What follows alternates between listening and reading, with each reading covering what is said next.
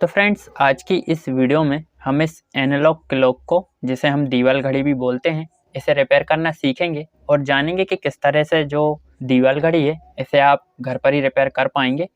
तो काफ़ी अच्छी जानकारी आज की इस वीडियो से आप लेने वाले हैं, तो वीडियो को एंड तक ज़रूर देखिएगा। तो चलिए वीडियो को शुरू करते हैं। तो यहाँ पर सबसे पहले इसका जो सेल है इसे हम चेक कर लेते हैं। तो यहाँ से पहले मैं इसको रिमूव कर देता हूँ और इसका जो वोल्टेज है वो हमें चेक कर लेना है। तो आप देख सकते हैं यहाँ पर 1.53 वोल्ट यहाँ पर शो कर रहा है, यानी कि ये थोड़ी डिस है। तो चलिए इसकी जगह हम जो नया सेल है वो लगा के देख लेते हैं।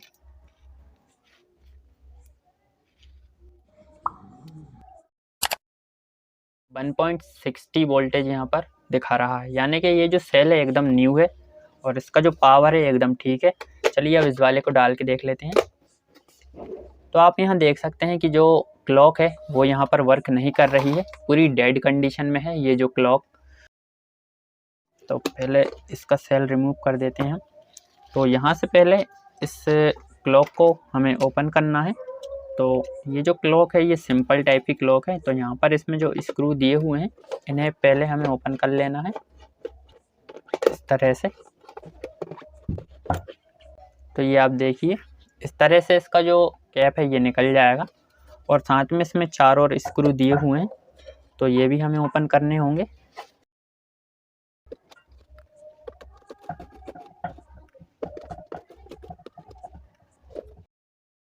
तो इस तरह से ये जो क्लॉक है ये ओपन हो जाएगी। आप देख सकते हैं काफ़ी नॉर्मल तरीका है इसे ओपन करने का। अब सिंपली इसके ये जो कांटे हैं इनको निकाल देना है, पहले तीनों कांटों को निकाल देना है हमें, तभी इसकी जो मशीन है ये बाहर आएगी। तो चलिए इसको हम अभी साइड में रखते हैं। तो फ्रेंड्स, ये रही इसकी मशीन। देख सकते हैं काफ़ी डस्ट है इस मशीन के ऊपर, तो इसको मैं थोड़ा क्लीन कर देता हूँ यहाँ से। अब ये जो मशीन है दोस्तों, इसे जो चेक करने का तरीका है वो आप देख लीजिए किस तरह से हम इसे चेक करेंगे। तो इस मशीन को चेक करने के लिए हमें यहाँ पर इस तरह का एक कंटिन्यूटी टेस्टर लेना है। ये आप देखिए, क्योंकि डिजिटल मीटर से ये जो मशीन है ये चेक नहीं होती, तो सिंपली इस कंटिन्यूटी मीटर से हमें यहाँ पर दोनों पॉइंट पर लगा के देख लेना है कि इसकी जो अंदर की जो सर्किट और कॉइल है पर कोई भी रीडिंग हमें नहीं दिखा रही है। ये आप देखिए यहाँ पर।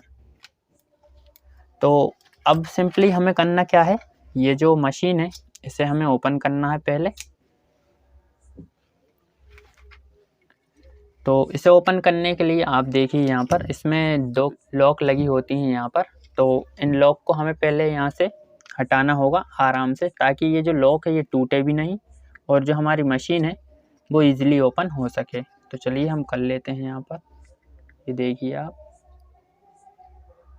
तो इस तरह से दोस्तों ये जो मशीन है ये ओपन हो जाती है, ये आप देखिए। और इसमें अंदर की साइड में आप देख पा रहे होंगे जैसा कि यहाँ पर तो काफ़ी सारे गियर और इसमें एक कॉइल और सर्किट लगी होती है। तो चलिए पहले एक एक करके इसके जो गियर हैं ये हम निकाल देते हैं यहाँ से। तो इसका जो मेन गियर है जिसमें सेकंड कांटा लगता है, तो इसको मैं अभी निकाल देता हूँ। और ऐसे ही इसका ये वाला गियर हम निकाल देते हैं। ऐसे ही इसका ये वाला भी निकालना होगा हमें। और इसका एक मैग्नेट लगी होती है जो कि हमारे कांटे को मूव करती है, तो ये भी हम निकाल देते हैं। अब इसकी जो सर्किट है ये आप देख सकते हैं, इस सर्किट को हमें ओपन करना होगा आराम से, क्योंकि दोस्तों मेन चीज़ इसमें जो है वो यही है, सर्किट इसकी। तो निकाल देते हैं हम यहाँ से। तो ये आप देख सकते हैं और इसको हम यहीं रख देते हैं। तो यहाँ पर ये रही इसकी सर्किट। आप देखिए इसमें ये कैपेसिटर टाइप का लगा हुआ है, इसमें एक ये चिपाई सी है और एक ये पूरी कॉइल है। ये तीनों चीज़ें इसमें होती हैं, इसके अलावा इसमें गियर्स होते हैं और कुछ नहीं होता। तो अब हमें इसे चेक कैसे करना है वो आप देख लीजिए। इस कंटिन्यूटी वाले मीटर से इसे चेक करना है कि ये रीडिंग दिखाता है या नहीं। तो चलिए हम लगा लेते हैं पहले यहाँ पर। तो आप देख सकते हैं यहाँ पर जो रीडिंग है वो परफेक्टली दिखा रहा है हमारा जो कंटिन्यूटी टेस्टर है।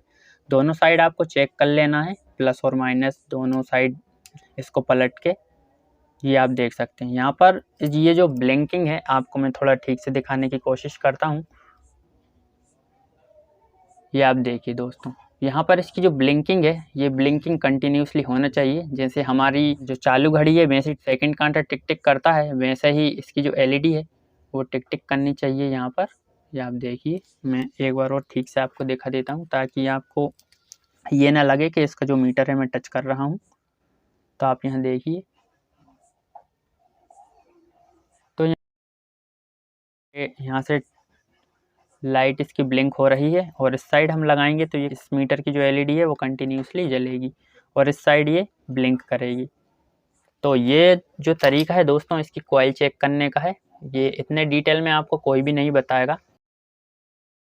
तो आपको मैंने बता दिया है कि ये जो कंटिन्यूटी टेस्टर है हमारा, इससे ही ये जो कॉइल है यही चेक होती है। इसके अलावा और कोई इसमें मेथड नहीं है इस कॉइल को चेक करने का।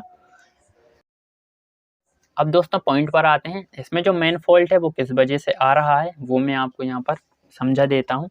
इसकी जो ये जो सर्किट है यहाँ पर आप देख सकते हैं, इसमें कार्बन यहाँ पर जम गई है। ये आप देखिए यहाँ पर ठीक से, ये कार्बन जमने के वजह से यहाँ तक जो सप्लाई है हमारे सेल की वो प्रॉपर यहाँ पर नहीं आ पा रही है, जिस वजह से ये जो क्लॉक है ये वर्क नहीं कर रही है।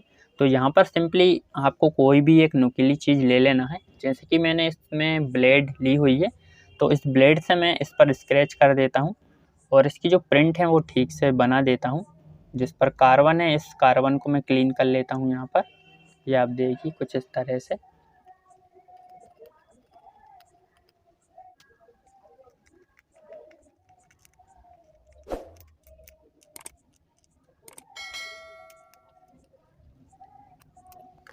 तो अब यहाँ आप देख सकते हैं इसकी जो कार्बन है वो सारी कार्बन मैंने यहाँ से क्लीन कर दी है। अब आप देख सकते हैं यहाँ पर इसकी जो सर्किट है ये पूरी तरह से क्लीन हो गई है, ये आप देख लीजिए।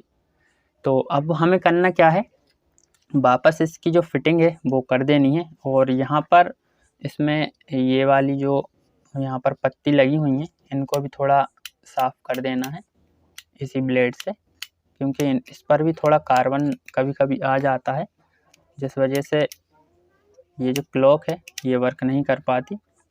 तो यहाँ पर भी आप देखिए, आपको कार्बन साइड नहीं दिखेगी इसमें, तो मैं यहाँ पर कर देता हूँ क्लीन।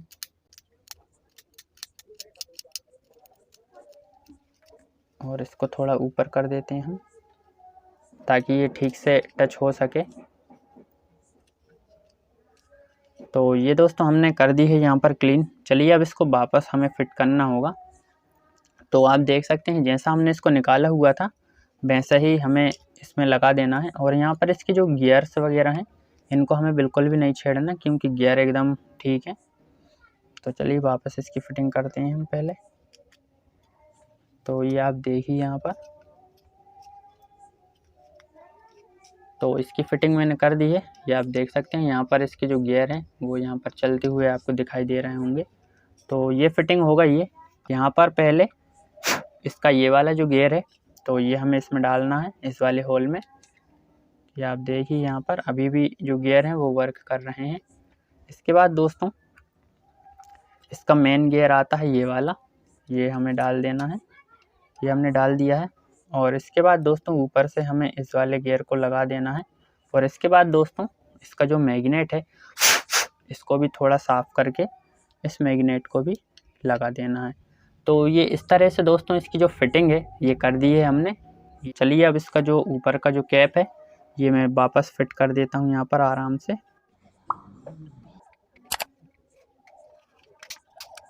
तो ये कैप हमने वापस फिट कर दिया है, ये आप देखिए।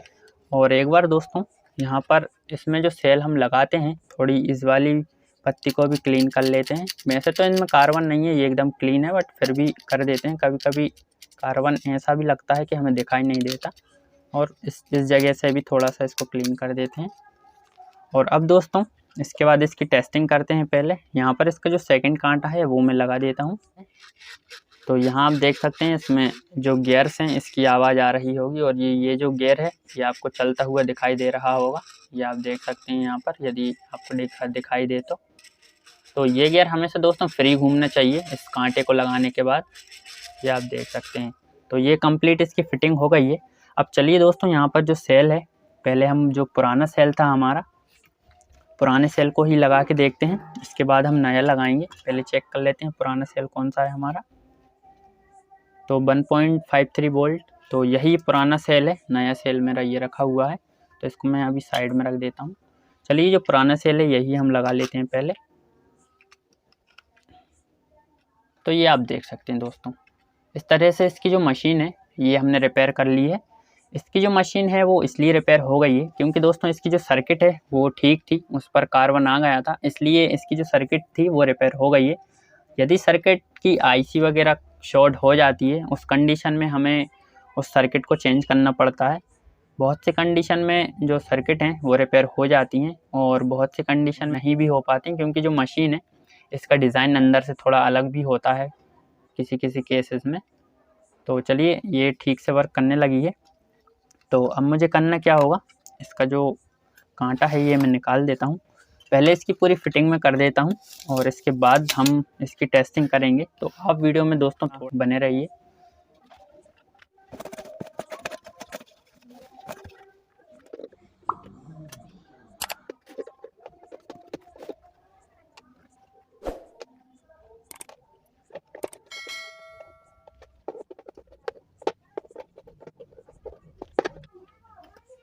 अब यहाँ पर इसकी फ़िटिंग करने के बाद जो कांटे लगाने का जो तरीका है वो भी आप देख लीजिए इसी वीडियो में, क्योंकि कुछ लोग होता क्या है कि कांटे लगाने में काफ़ी मिस्टेक कर देते हैं। फिर ये जो क्लॉक है इसका टाइम फिर वो सेट करते हैं तो उस टाइम गड़बड़ हो जाता है। तो यहाँ पर सबसे पहला जो इसका कांटा है वो है इसका सबसे छोटा वाला कांटा जो होता है, इसका घंटे का होता है।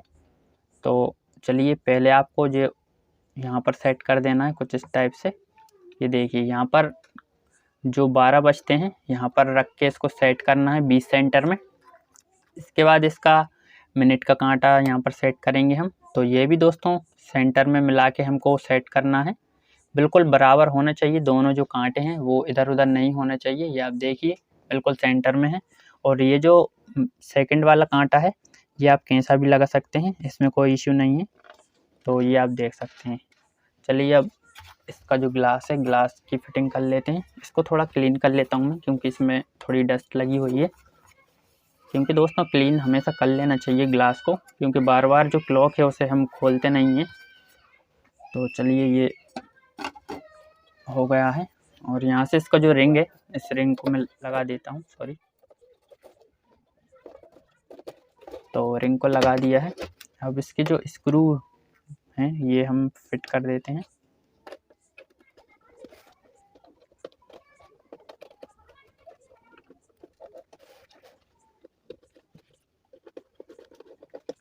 तो यहाँ आप देख सकते हैं जो क्लॉक की फिटिंग है वो कंप्लीट यहाँ पर हो गई है। एक बार लगाने से पहले जो कांटे हैं वो चला के आपको देख लेना है कहीं से फंस तो नहीं रहे हैं। ये सारे आपको देख लेना है एक बार चला के, क्योंकि दोस्तों कभी कभी होता क्या है कि कांटे ठीक से नहीं लगते तो ये एक दूसरे में टकराते हैं, इस वजह से फिर आपको बाद में प्रॉब्लम हो। मैंने फ़िट करने से पहले आपको ये चीज़ नहीं बताई थी, बट अब बता देता हूँ। तो यहाँ पर दोस्तों जो कांटे हैं वो बिल्कुल भी नहीं फंस रहे हैं। आपको एक बार फ़िट करने से पहले इसके जो कांटे हैं वो हमेशा यहाँ पर टेस्ट करके ही फ़िट करना है, कहीं पर कोई कांटा फंस तो नहीं रहा है। तो यहाँ पर आप देख सकते हैं ठीक से वर्क कर रहे हैं। चलिए, अब इसमें जो सेल है वो वापस से हम डाल देते हैं। और अभी आप देख सकते हैं जो हमारी क्लॉक है, दीवाल घड़ी, वो बढ़िया तरीके से वर्क करने लगी है। अब जो क्लॉक का टाइम है वो मैंने सेट कर दिया है और अभी ये जो क्लॉक है काफ़ी अच्छे से वर्क करने लगी है। तो इस तरह से दोस्तों जो क्लॉक है वो आप काफ़ी अच्छे से रिपेयर कर सकते हैं। तो दोस्तों मुझे उम्मीद है आपको मेरी इस वीडियो से इस दीवाल घड़ी को रिपेयर करने में काफ़ी हेल्प मिल गई होगी, किस तरह से आप इसे रिपेयर कर पाएंगे। तो मैं मिलता हूँ आपसे किसी और वीडियो में, तब तक के लिए बाय एंड टेक केयर।